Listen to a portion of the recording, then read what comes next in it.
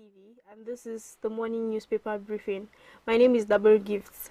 This is the program where we bring you front pages of Nigerian dailies and we get to discuss some of the issues that this newspapers raised. I'll start off with the Nation newspaper. It says here, Nigerians face harder times as CBN raises interest rates. Emefiele hike from 14% to 15.5% to contain rising inflation. Experts fault policy. Suspended Ogun governor's aide Rufai jailed for 5 years.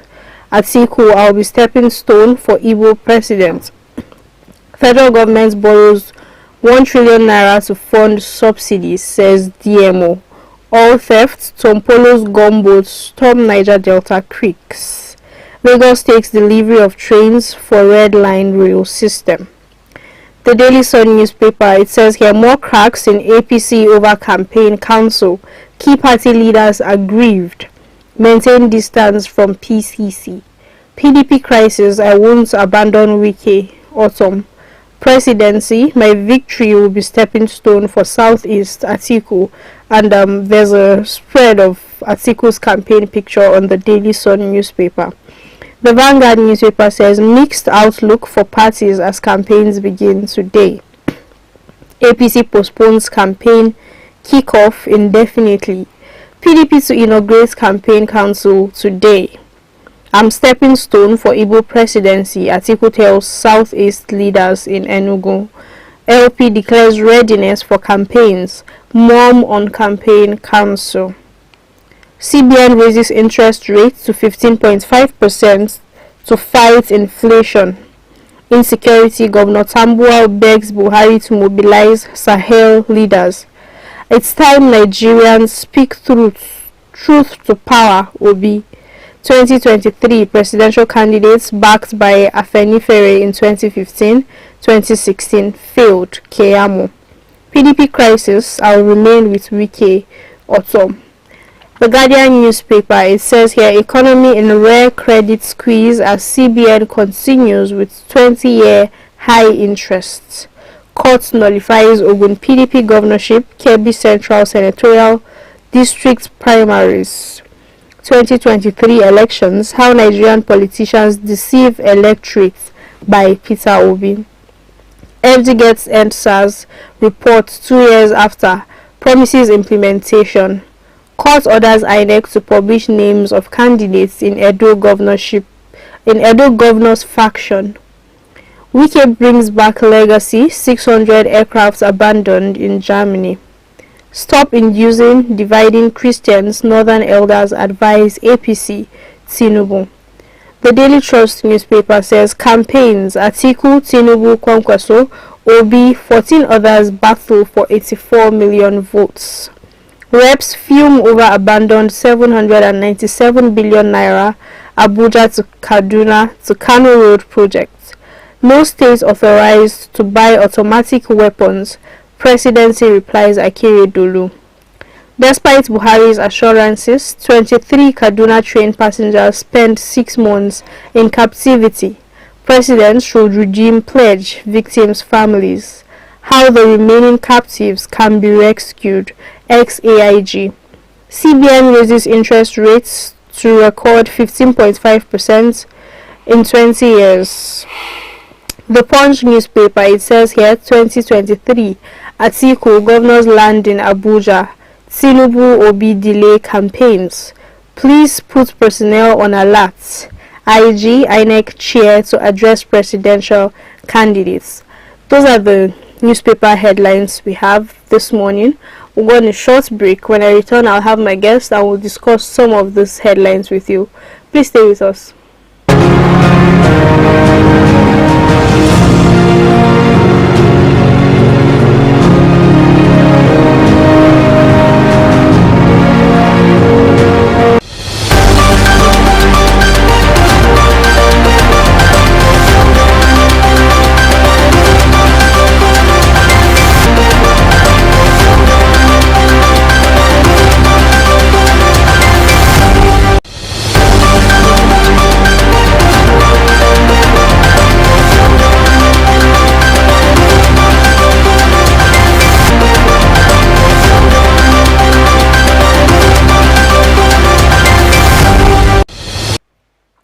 Welcome back.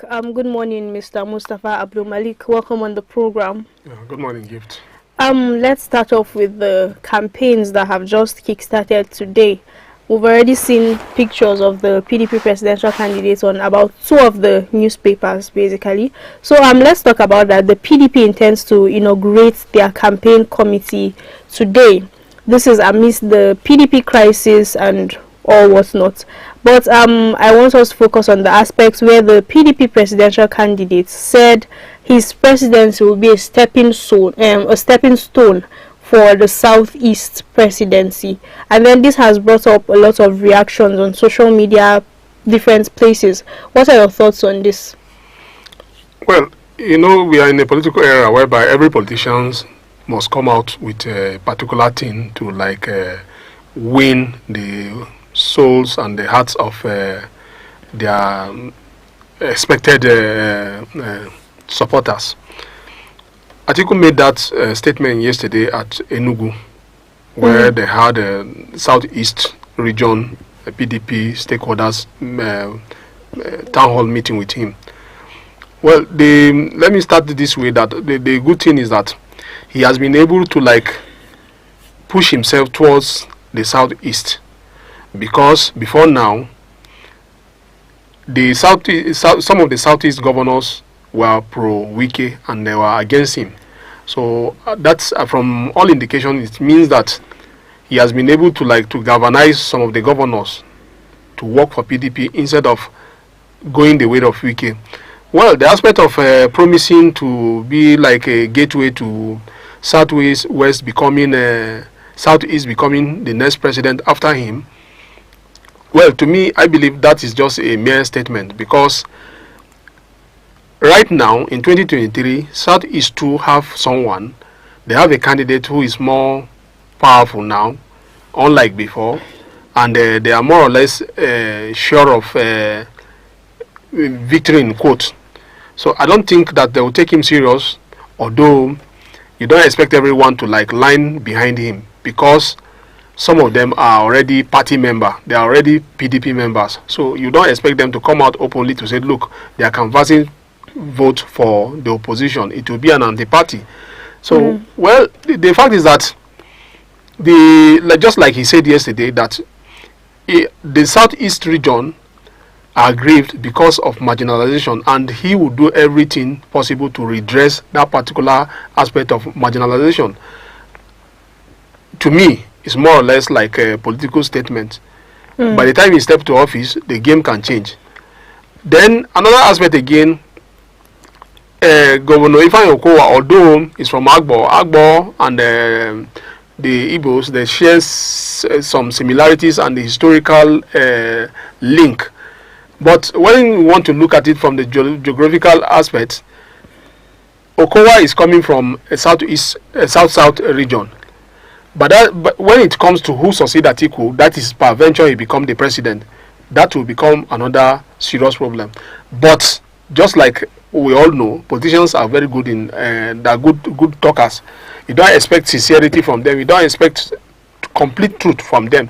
Although some of them, they still stand by their word to say, okay, once they say something in the morning, that's what they say in the morning, it will still hold till tomorrow morning too. So, but many of them are not like that. Away from politics, the CBN has raised interest rates to 15 points, or basically the record rates. have raised to 15.5% in 20 years. And a lot of people have said Emefiele, who is the CBN governor, is to blame for such rise in 20 years. This is the highest the interest rate has risen. What are your thoughts on this? Well, how did the government manage its public finance? Government manage its public finance through two instruments, through the instrument of fiscal policy and the monetary policy. Emefiele, as the head of CBN, the CBN governor, he managed the aspect of the monetary policy.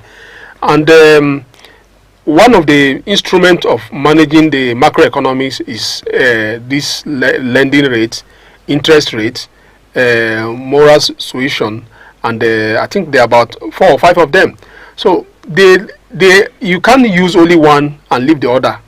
Or if you decide to use one, you must give consideration to the other instrument. In this case now, the CBN decided to up the interest rate, meaning when you are borrowing from the bank, the interest will now increase.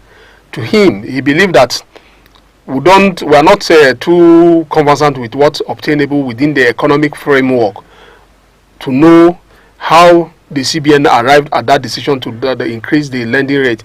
Before now it was 14 point something percent. Now it's now 15%, meaning people cannot rush to say, okay, they will go and borrow just like that, because when you want to borrow, you think about the interest rate. Then by now, what we expect is the CBN to do is, when the economy is suffering, the income is suffering, what we expect the CBN to do at a time like this is to decrease the lending rate.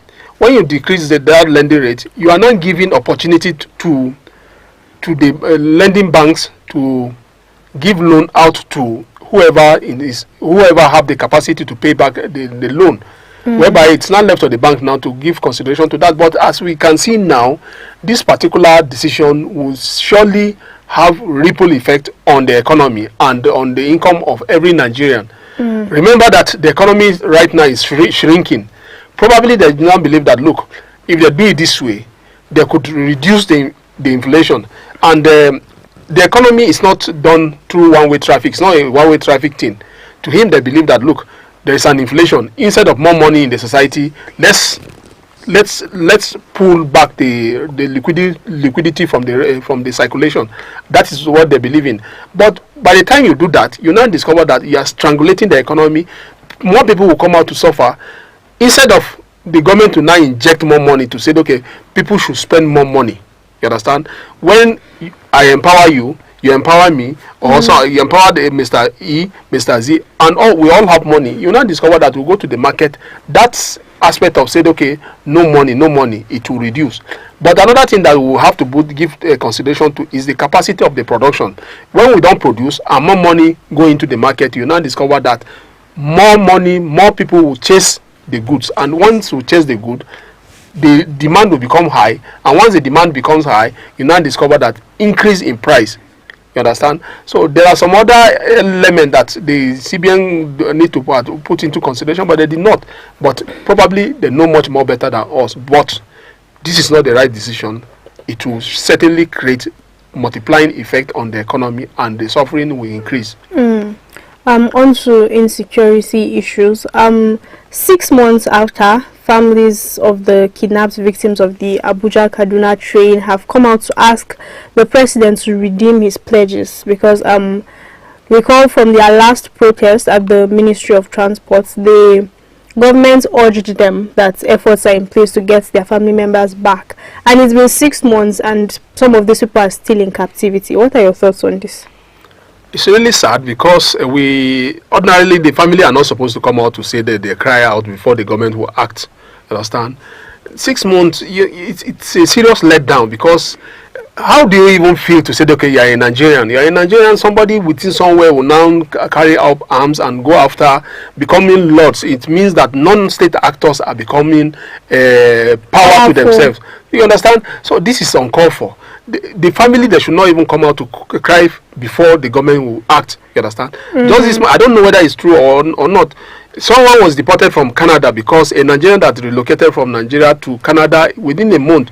Somehow he killed a parrot, a bird, and he was deported. You understand? But here we are having lives are being wasted. You now discover that non-state actors, gunmen, they will just get up overnight and kill people and abduct people and pay ransom. And 6 good months, people are in captivity. You don't know the condition they are going through. Throughout this rain, throughout the cold and everything, they are suffering this. How do you expect such people to come out to say, okay, we are proud of our country? So you understand? So the government doesn't have any excuse to say, okay, this is what we are giving as an excuse. Recall that, look, before now, the president has given an order several times. It seems as if giving out the order has become a national anthem on its own, and nothing is being done. Before now, we heard about that the people that have secured their freedom, money was exchanged. Leading to the extent that the so-called person that identified himself as you understand, who called himself the negotiator, has been arrested now. We thought that if he has a kind of link to the foul play, by now the people should be out now. But nothing has been done. 6 good months. How will you be proud of say, okay, I'm a Nigerian? You understand? These are part of it that we're dealing with. Well, thank God that 2023 is around the corner. Nigerians should be able to put some of these things into consideration before we hit the February 25 election date.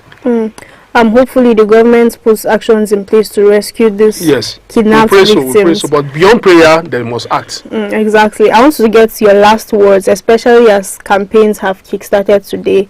A lot of things are going to be going on leading to the next year's election. So what is your advice, your thoughts on this whole issue to Nigerians? Well, the fact is that whether we like it or not, we are all Nigerians. There's no any market to say, okay, this market belongs to the Igbo. Only Igbo people will go there and pick the prices, buy things at affordable price. There's no any outlet to say, okay, only Hausa people will just go there and you understand me? We all bear the brunt of maladministration. We all suffer the consequences if we didn't get it right. Now the politicians, they should be able to provide us the platform to say, okay, they should discuss issues instead of dwelling on hate speech or fake news and propaganda. And that is politicians on their own part. Whether we like it or not, they will continue to do what they know best. That is fake speech, hate speech, fake news, and all sort of that. But for us as Nigerians, for us as electorate, we should shine our eyes. That is all I could say now. That now the electioneering campaign is about to start. It's up to us. They will do their talking. It's not left for us now to hear from them and watch very well, watch carefully and listen to them and watch carefully and pick from the people that we believe that they have the vision to lead us into 2023. We're not talking about the presidency alone, because people oftentimes people tend to dwell on the presidency alone. It's not all about the presidency alone. We have governors, we have a National Assembly, we have State Assembly, and all sort of that. So all this must work together to give us that good governance that we want. Nigerians should look out for the best. So basically, vote wisely. Thanks for watching. My name is Double Gifts, and I've had Mr. Mustafa Abdul Malik with me. Please subscribe to our YouTube channel. We are Aspheric TV on YouTube. Also follow us on all of our social media platforms. On Instagram and Twitter, we are Aspheric News, and on Facebook, we are official Aspheric News. You can also visit our website www.asphericnews.com. Thanks for watching. Bye.